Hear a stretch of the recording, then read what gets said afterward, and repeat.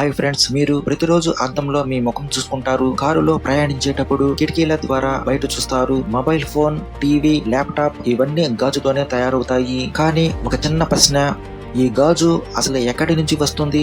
మనం సముద్ర తీరంలో చూసే సాధారణ ఇసుక అది ఎలా పారదర్శకమైన అద్దముగా మారుతుంది? వేల డిగ్రీల ఉష్ణోగ్రత, భారీ పరిశ్రమలు, అత్యాధునిక యంత్రాలు మరియు అద్భుతమైన శాస్త్ర విజ్ఞానం.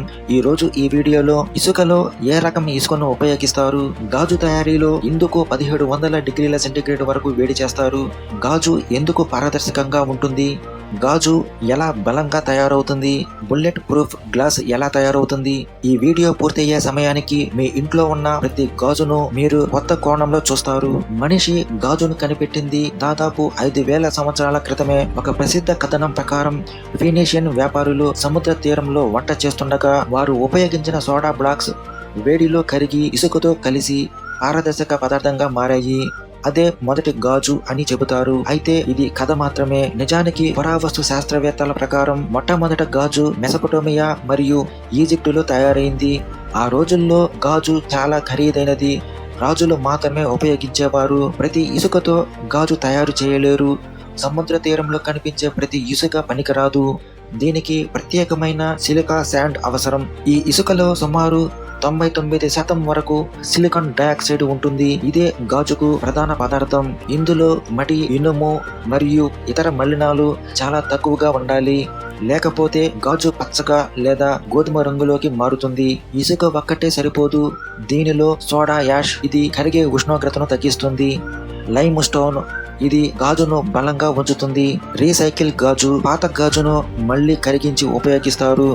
దీనివల్ల శక్తి ఆదా అవుతుంది, కాలుష్యం తగ్గుతుంది. ఇప్పుడు ఈ మిశ్రమాన్ని భారీ ఫర్నేస్ లో వేస్తారు. ఉష్ణోగ్రత 1500 నుండి 1700 డిగ్రీల సెల్సియస్ వరకు వేడి చేస్తారు. ఈ వేడిలో సిలికా కరిగిపోతుంది. అన్ని పదార్థాలు కలిసి ఒక ద్రవ రూపంలోకి మారుతాయి. ఈ దశలో అది లావాలా కనిపిస్తుంది. ఇందులో గాలి బుడగలు ఉంటాయి. వాటిని తొలగించేందుకు మిశ్రమాన్ని కొంతసేపు అలాగే ఉంచుతారు.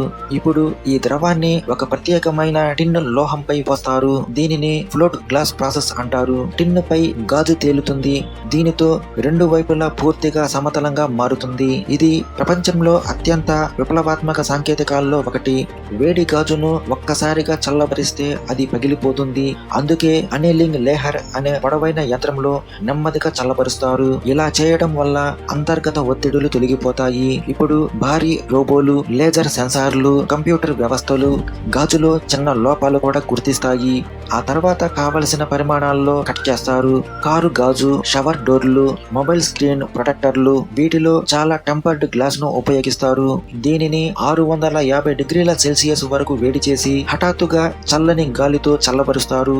దీనితో ఇది సాధారణ గాజు కంటే 4 నుండి 5 రెట్లు బలంగా మారుతుంది. పగిలిన పెద్ద ముక్కలు కాకుండా చిన్న చిన్న ముక్కలుగా విరుగుతుంది.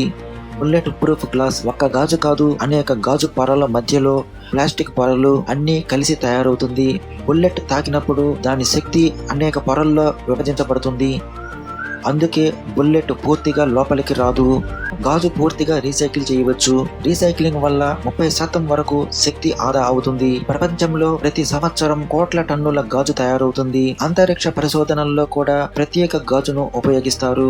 ఫైబర్ ఆప్టిక్ కేబుల్స్ కూడా అత్యంత స్వచ్ఛమైన గాజుతో తయారవుతాయి. ఇసుక మనకు సాధారణంగా కనిపించే ఒక పదార్థం, కానీ శాస్త్ర విజ్ఞానం, అత్యాధునిక పరిశ్రమలు, మానవ మేధస్సు ఇవన్నీ కలిసి అదే ఇసుకను ప్రపంచాన్ని మార్చిన అద్భుతమైన గాజుగా మారుస్తాయి. ఈ రోజు మీరు అద్దంలో మీ ముఖం చూసినప్పుడు దాని వెనుక ఉన్న వేల సంవత్సరాల చరిత్ర, వేల డిగ్రీల వేడి, అత్యాధునిక సాంకేతికత గుర్తుకు వస్తాయి. ఈ వీడియో మీకు నచ్చినట్లయితే లైక్ చేయండి. మీ అభిప్రాయాన్ని కామెంట్లో తెలియచేయండి. ఇలాంటి ఎడ్యుకేషన్ వీడియోల కోసం మన ఛానల్ ను తప్పకుండా సబ్స్క్రైబ్ చేసుకోండి.